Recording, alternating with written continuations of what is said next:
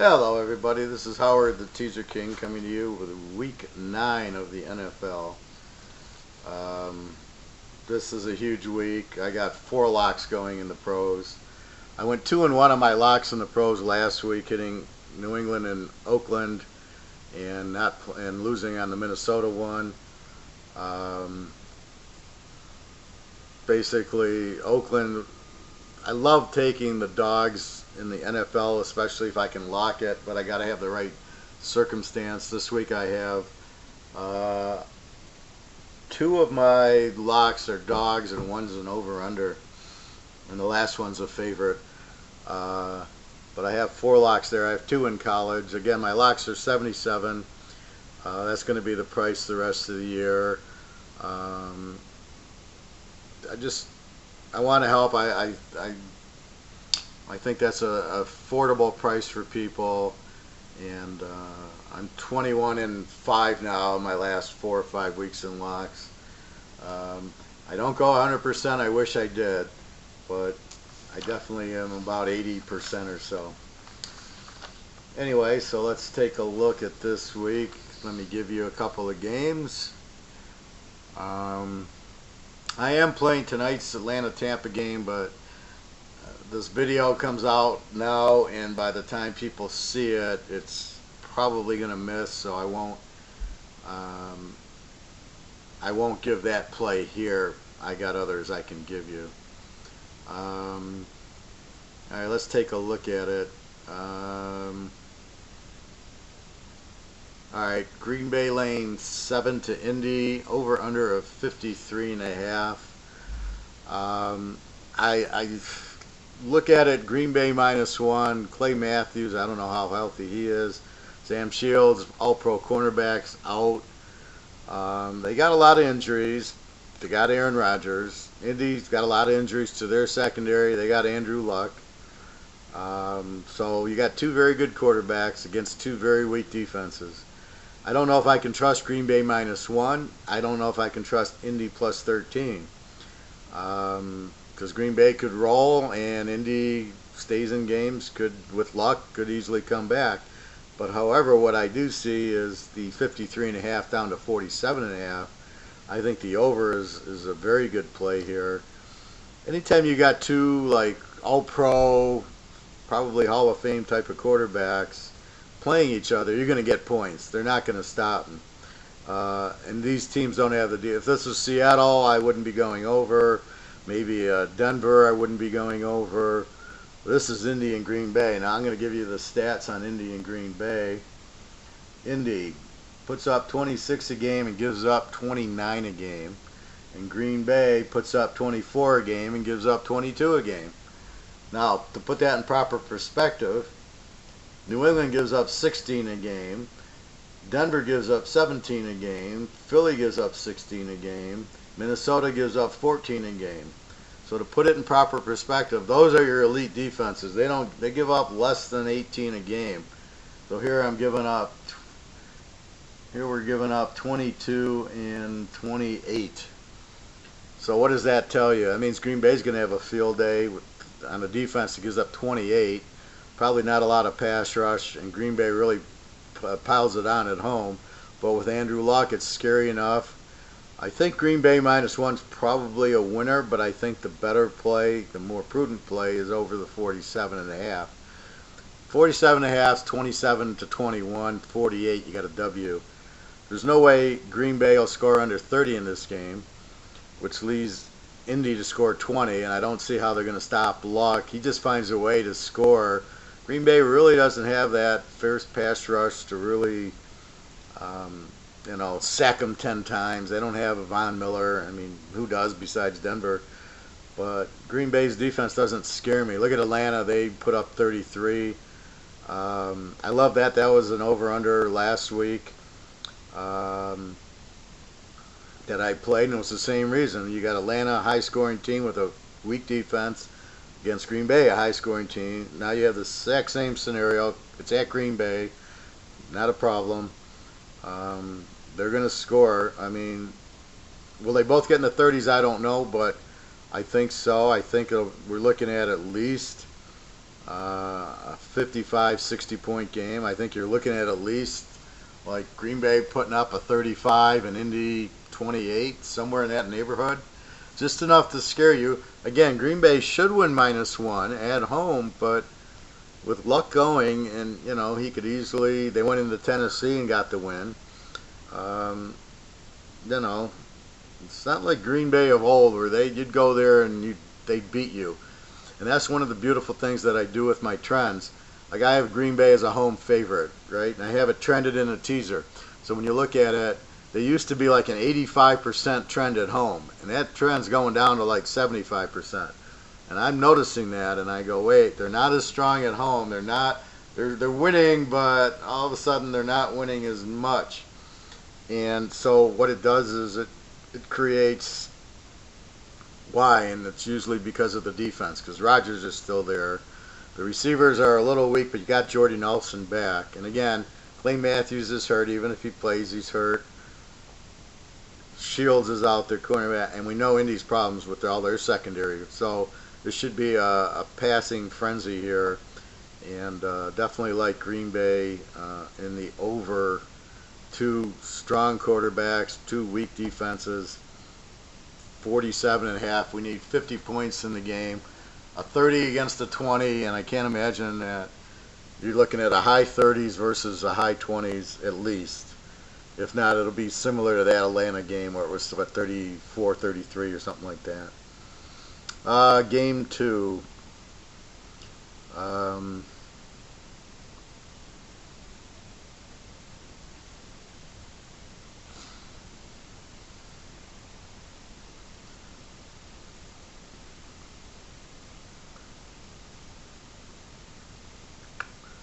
Well, let's see. I got so many. I want to give you a game, though. I don't want to give you an over-under. Although I guess I could.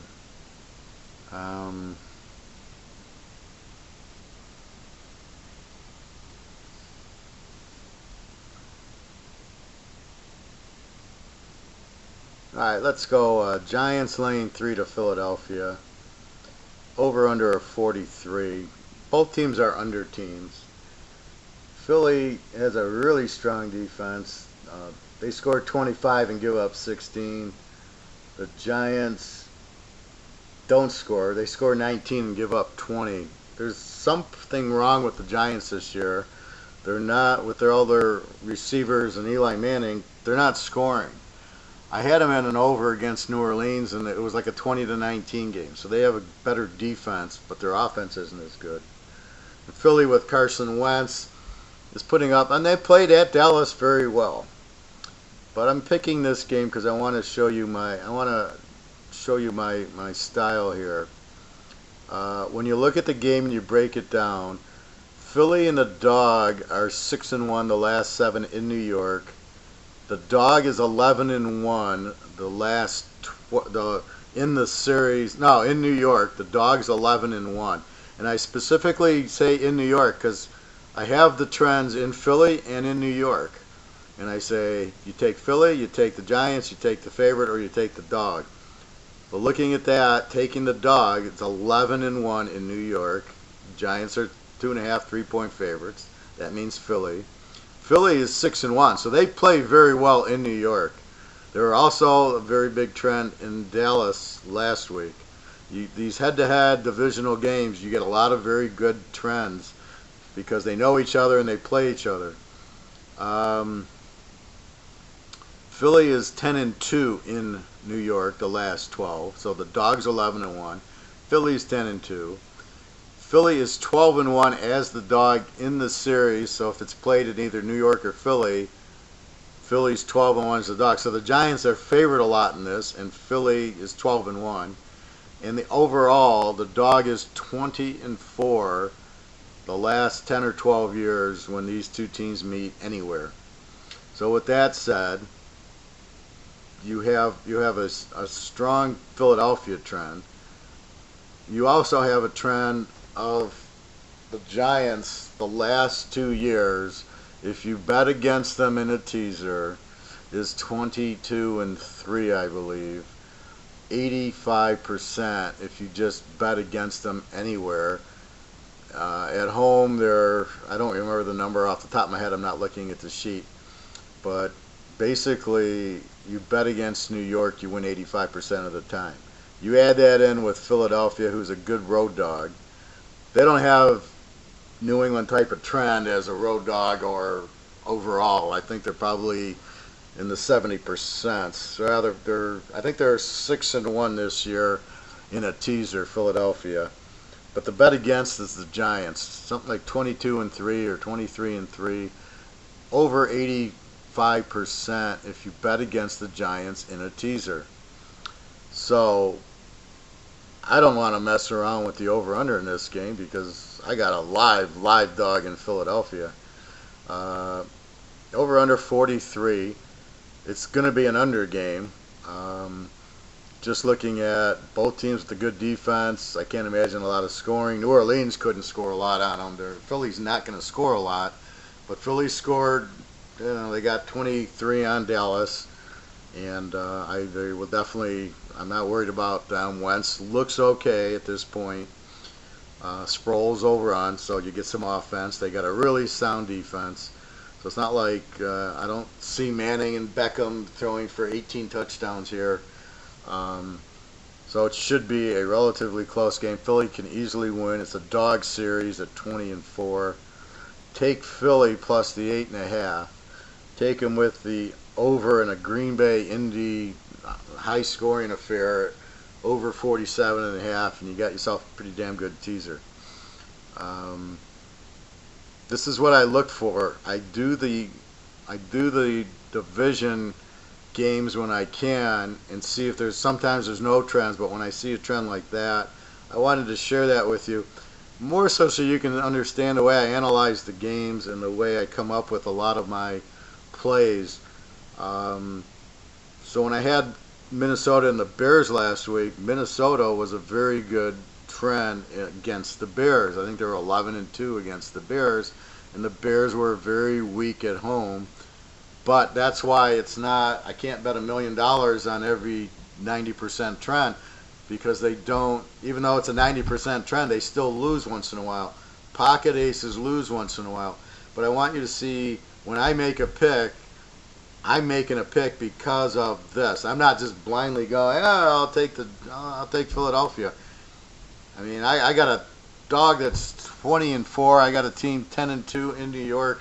I got the dog in New York being 11-1. So it could have been New York, could have been the dog in some of these, but it's the dog. I have a similar trend like that in the Detroit-Minnesota game, which I was going to give you, but I can't give it to you because I'm so confused with Minnesota with the offensive coordinator leaving. Minnesota was going to be a lock there against Detroit. Minnesota, I'll give you that trend. I'll just share a third game with you. Minnesota is 20-2 overall the last 22 games against Detroit. They're 13-1 the last 14, and in Minnesota is 6-1 the last 7, 9-2 the last 11. And Minnie is 9-1 in the series. So this is a Minnesota play all the way, coming off of 2 losses, and then Norv Turner has to pull this crap. But see, I don't just blindly play it. I'm like, okay, a new offensive coordinator. Now what do I do? Yeah, I know there's injuries on Minnesota. I was talking to my friend about this, and he's like, well, there's injuries, and I go, look, I locked Arizona week 1 because Tom Brady and Gronk and 3 starters were out for New England, and they still freaking won with a backup quarterback. It's not that important because these guys are all pros. So even though there's a third-string running back playing, and Matt Asiasta is a good running back, he's not no slouch, it's not the problem. The problem was the offensive coordinator. He sucked, but you can't. How do you know? I mean, the Bears only had beaten Detroit, so it was a proper play based on that, but it's not 100%. So, yeah, I played Minnesota, and they look like a high school team, and that happens.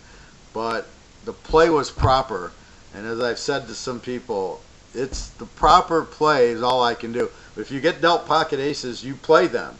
what are you going to do? And if the guy flops a set on you, he flops a set on you. It's part of it. I mean, it's the same thing here. I'm giving you Philadelphia. Again, Minnesota, I would lock if Minnesota, I don't know what their offensive coordinator, I don't know what their offense is going to be like. I guarantee you they're going to beat Detroit, okay? I'm certain they will just with their defense.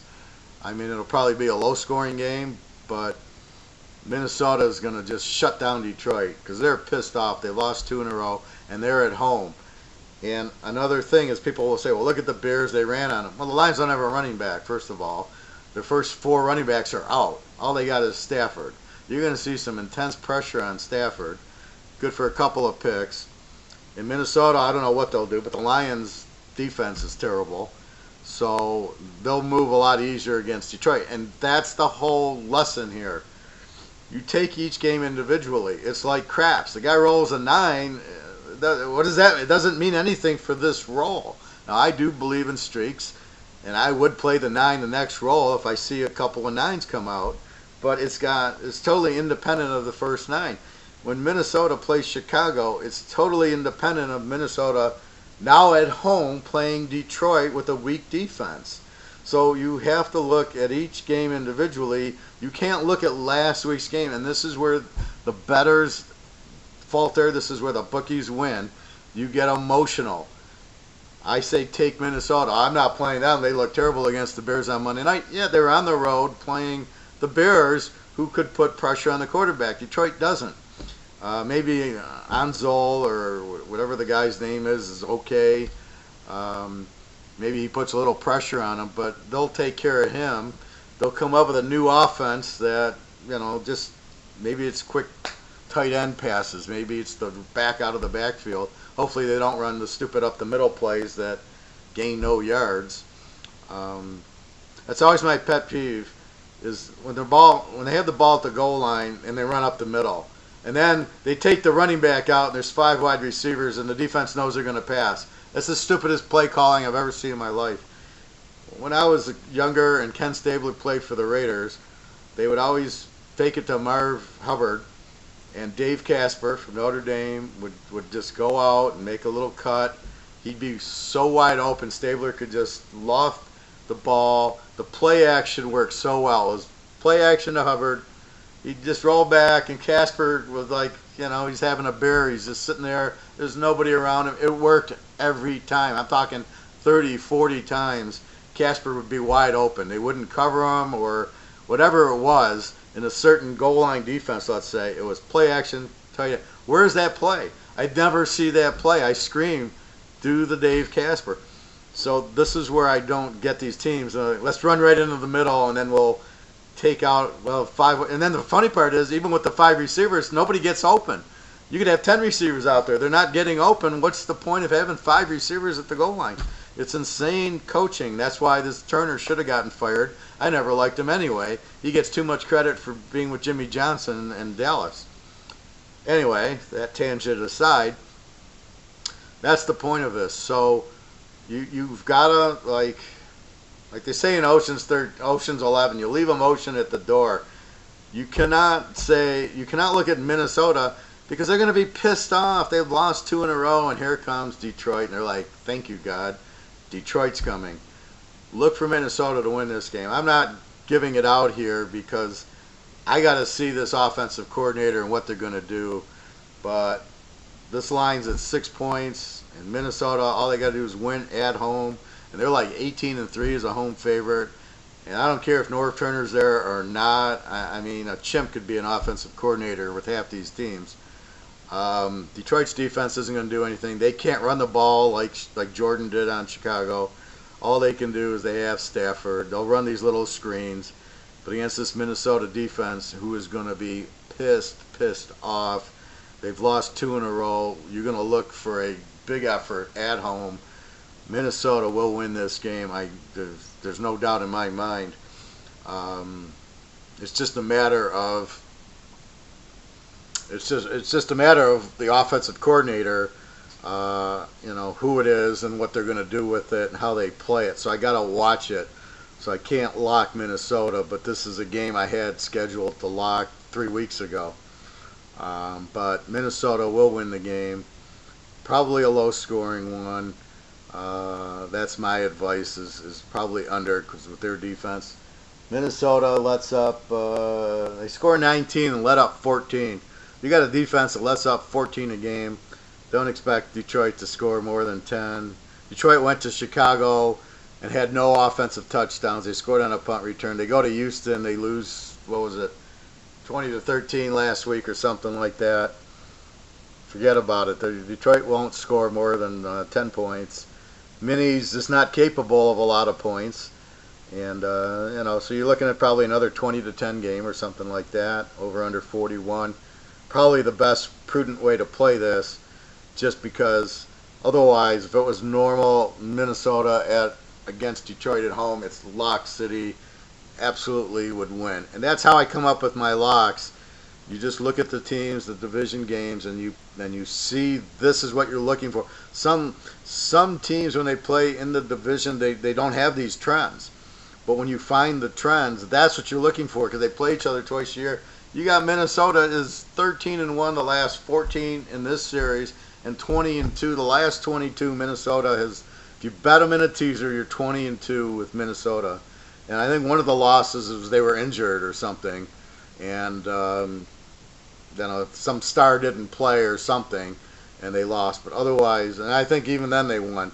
But Peterson's out. There's nothing you can do. Bridgewater, he's not that good anyway, and I think Bradford, I think it's the play calling. Now you've hopefully they'll ease it up or get away from certain bad plays that they've been calling, like running into the line at the 5-yard line twice for no gain, in an empty backfield at the 2-yard line with 5 receivers, and the guy gets sacked because there's nobody there to block. It's like child's play. This North Turner is the dumbest guy I've ever seen in my life. So anyway, that's what you're looking at. So back to basics. Philly plus 8.5. Green Bay over 47.5. And I'm throwing you Mini. They'll win the game. I mean, it's really not part of this, but Mini even should win it at the under if you'd rather take the under. But don't get caught up. And Mini looked bad last week at Chicago on a Monday night, a very emotional night for the players. And don't look at Chicago like they're this great team all of a sudden. They've only won one freaking game, and that was Detroit. They lost to Jacksonville at home. So how do you see that coming? They lose to Jacksonville at home, they beat Minnesota. So my point is, the Bears aren't that good. Minnesota's not that bad, and you've got to realize that, and you've got to just look at Mini versus Detroit. Who do I like? The game's in Mini. And do your research that way. You can't look at Mini at Chicago on a Monday night. Therefore, they're going to play the same way at home against Detroit. It doesn't work that way. It's not going to happen, and that's where Vegas loves you. Because you say, I don't want to bet Mini because look at them last week. And you end up not. This is I always tease that I'm the goose laying the golden egg. This is a golden egg right here. But nobody will bet it in Vegas because look how bad they looked against Chicago. And that's the problem. So you get away from a team you should bet because they didn't look good against another style team. And again, Detroit doesn't have Jordan. They don't have a running back. So if the way to beat Mini is to run it at them and you can beat them, Detroit can't do that. They got Stafford. They're going to pass the ball. Can you pass on, I don't know, Philly threw 4 interceptions on them when they were throwing the ball. So it seems like if you don't have it, but Minnesota's offense is bad, so it's hard to take them here. But that's the only reason, not because they lost in Chicago. It's they don't have their offense isn't cooking. Let's see what this new offensive coordinator. So therefore, go under in the game versus Mini. But watch the coordinator and watch the plays and watch how Mini does it. And if they start looking better, then you can go back to them. And the last thing is Mini is a very, very good road dog, something like 19-2 as a road dog. And that's why I break the teams into personality. Mini's not a good road favorite. I was more betting against the Bears because the Bears at home are like 28-1 for the last 3 or 4 years go against them. That's why I bet. That was the more of the focus was betting against Chicago with a good defense like Minnesota. So there you go. Take Philadelphia 8.5, Green Bay over, And there you go. That's a nice 7-unit play. Minnesota, watch the game. You can take Mini. Mini's going to win, or you can go under. I'll give you that as just a helpful gift. And again, www.teaserking.com. The locks are $75 for everything the rest of the year. You get all the locks. And then you can ask me on a few games, sort of like, okay, you paid for the locks, I'll give you some advisor, 5-team teasers, 17 teasers. This is the week to do it. I just gave you 3, and I didn't even give you, I got 6 locks going. I just gave you 3 games here and 2 in college. So it's just, I got a ton of games in college, and I think I got 10 games in the pros. Anyway, good luck to you. www.teaserking.com. And we're going to make a lot of money. This week is gold. This is, if you're thinking about buying from me and you never have, this is the week to do it. If you buy from me, then you'll see it. But last week was a weird week. I don't know. There's just weird vibes, weird matchups.